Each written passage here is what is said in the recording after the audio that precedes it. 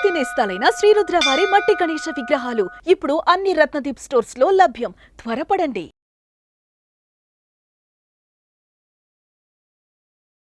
నమస్తే, welcome to Suman TV. నేను మీ యామ్ని. ప్రస్తుతం మనతో ఉన్నారు ప్రముఖ జ్యోతిష్య వాస్తు పండితులు, జ్యోతిష్య శిక్షణ నిపుణులు, లలితాదేవి అమ్మవారి ఉపాసకులు బ్రహ్మశ్రీ నానాజీ పట్నాయక్ గారు ఉన్నారు.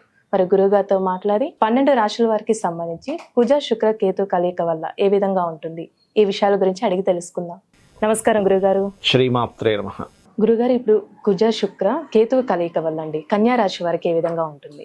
అంటే ఇది కలయిక అంటే ఒకే రాశిలో ఉన్న దాన్ని కూడా కలయిక కింద తీసుకుంటాము. ప్లస్ అది కాక దృష్టి ఉంటే కూడా అది కలయిక కిందకు వస్తుంది. కొంతవరకు కలిసి డైరెక్ట్గా కలిసి ఉండడం వల్ల ఒకే రాశిలో ఈ బుధ రాశుల్లో 2 ఉన్నాయి. అంటే మిథునంలోనేమో కుజుడు ఉంటూ కన్యా రాశిలో శుక్రకేతువులు ఉన్నారు. సో దీని కాంబినేషన్ ఉంటుంది. ఎందుకంటే దిస్వభావ రాశిలో ఉండే గ్రహాలు యాజ్ పర్ జైమిని శాస్త్రం పరంగా ఒకే రాశి సంబంధాలు కలిగి ఉంటాయి అన్నమాట.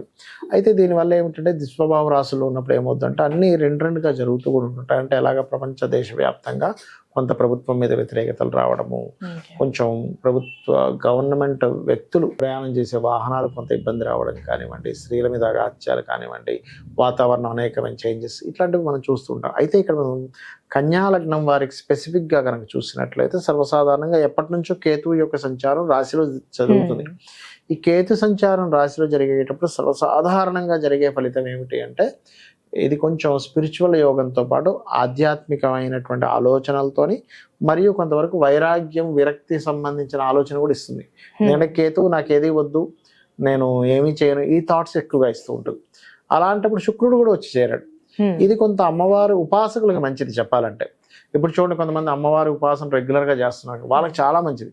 ఇంకొంచెం ఇన్డెప్త్ గా వెళ్ళగలుగుతారు. కొన్ని నిదర్శనాలు జరుగుతాయి, వాళ్ళకి స్వప్నంలో కూడా అమ్మవారి యొక్క దర్శనం జరగవచ్చు, ఇట్లాంటివి జరుగుతాయి. కాకపోతే కుజుడు దృష్టి ఉన్నందుకు స్ట్రెస్ కూడా ఉంటుంది. ఎందుకంటే శుక్రకేతువులు ఉంటూ కుజుడు దృష్టి ఉంది అంటే ఏమిటి, ఇక్కడ ఇలా ఉన్నప్పుడు కొంతమంది వీళ్ళని ఏదైనా ప్రలోభ పెట్టడం ఎక్కువ జరుగుతూ ఉంటుంది కన్యా లగ్నం వారికి. అదేవిధంగా ఇక్కడ ధనాధిపతి భాగ్యాధిపతి అయ్యాడు.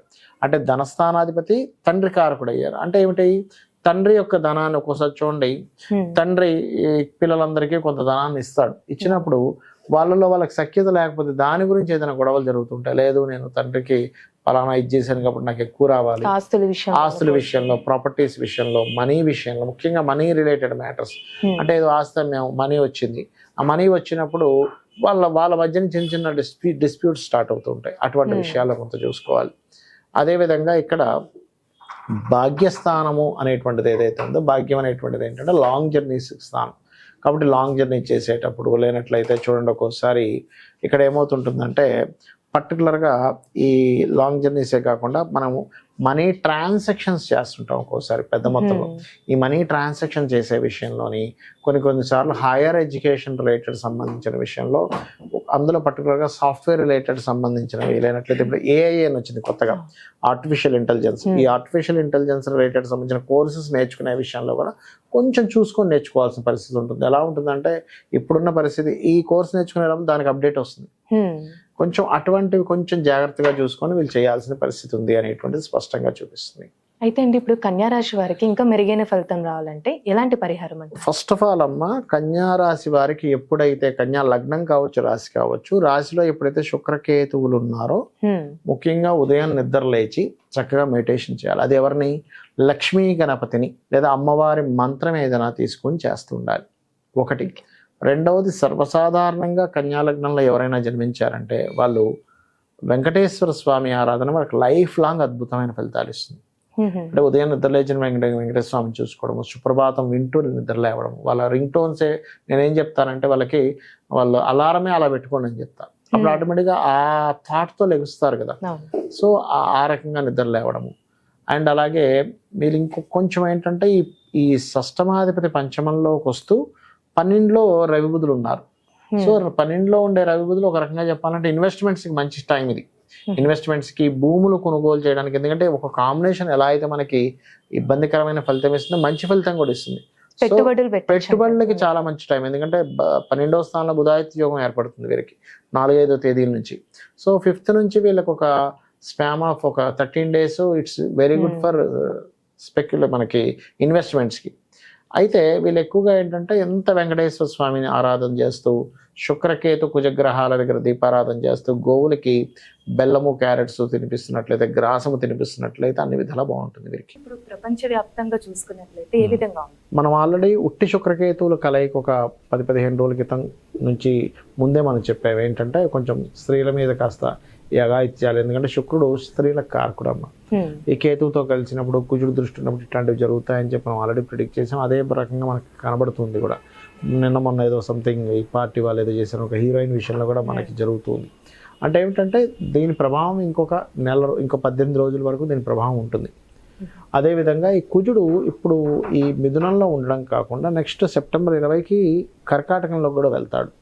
అప్పుడు ఆ కుజుడు శుక్రుడిని కాకుండా శుక్రుడి సంబంధం కాకుండా అక్కడ శని సంబంధం కూడా పెట్టుకుంటాడు.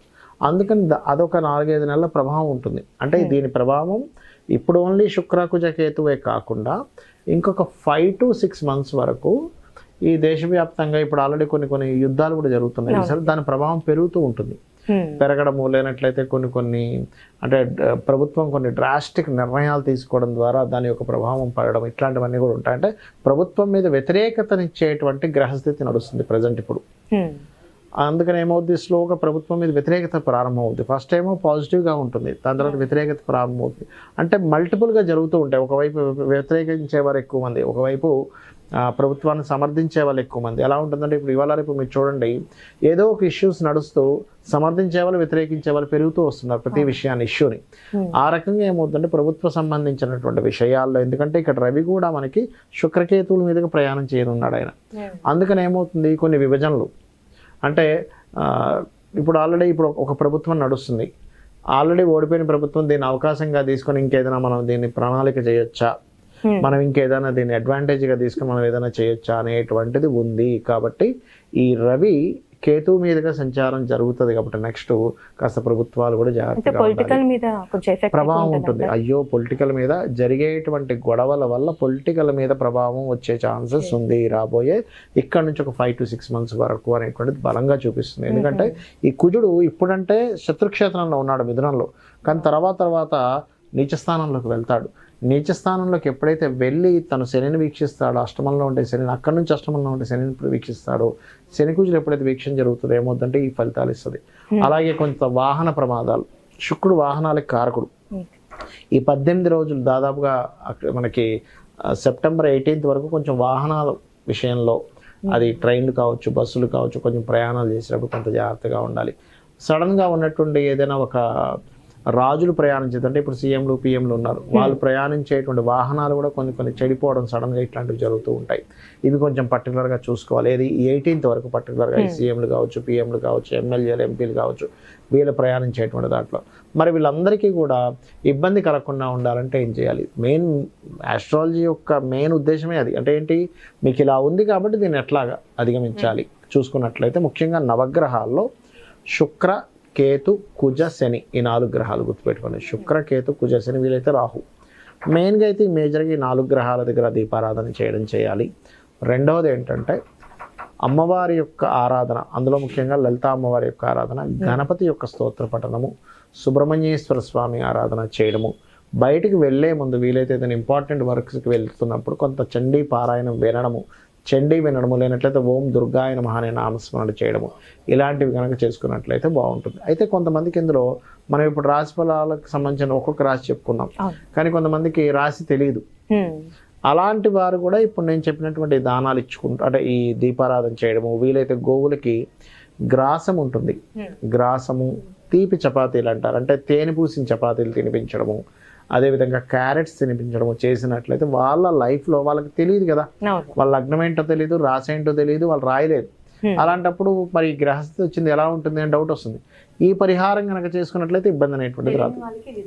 ఈ విధంగా చేసుకోవచ్చు. తెలిసిన వాళ్ళకి ఆ పర్టికులర్ అంశాల్లో జాగ్రత్తగా ఉండాలి. నేను చెప్పేది ఒకటే, ఈ శుక్రుడు మారే వరకు కూడా స్త్రీలను ఒంటరిగా కొన్ని ప్రదేశాలకు వెళ్ళినప్పుడు ఇబ్బంది ఉంటుంది అన్నప్పుడు కొంచెం జాగ్రత్తగా ఉండడం మంచిది. చాలా చక్కగా తెలియజేశారు గురుగారు, ధన్యవాదాలండి. శ్రీమాత్రే నమః.